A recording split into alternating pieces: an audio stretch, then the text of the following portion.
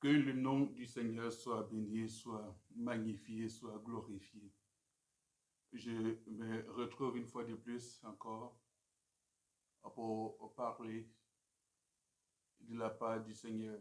Et je crois que la dernière sortie sur les événements qui devaient avoir lieu au niveau de la Côte d'Ivoire, vous en avez déjà eu, bien sûr, quelques informations et les choses sont en train de se passer telles que le Seigneur l'a annoncé. Si tu ne crois pas encore, alors je t'ai pris de pouvoir, bien sûr, croire ce que Dieu annonce de par la bouche, bien sûr, de ses serviteurs. Je suis là en tant que porteur de messages encore pour ma nation. Et le Seigneur m'a donné ces messages pour la nation. Et quand je recevais ces messages, j'avais un peu le cœur, bien sûr, contrit, fendu. J'ai dit, mais Seigneur, pourquoi? Comment vais-je l'annoncer? Il me dit, parle. Et pour cela, il m'a amené dans le livre de Ésaïe chapitre 57. J'ai entendu Ésaïe 57 quand il me l'a dit dans mon songe.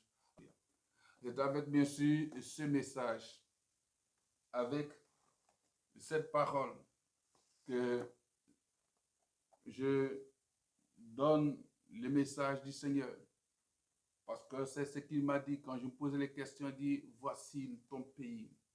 Ils n'entendent pas. Font des enlèvements, des tueries. Et voici ce pourquoi, bien sûr, je vais véritablement guérir ce pays. Il m'a dit, c'est septembre 2025. Bien sûr, toujours dans mon songe, je portais une chemise.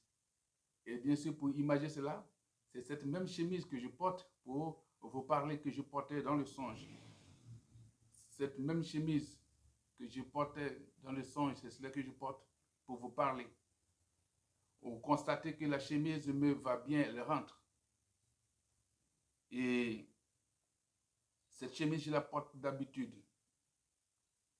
Mais dans le songe, je constatais que cette chemise ne me rentrait plus. Pourtant, j'avais la même forme. Quand j'ai essayé de forcer, la chemise a commencé par me serrer. Elle me serrait. Les boutons, bien sûr, de ma chemise refusaient même de pouvoir rentrer, se fermer. Et quand je forçais, les boutons voulaient craquer. J'ai dit, mais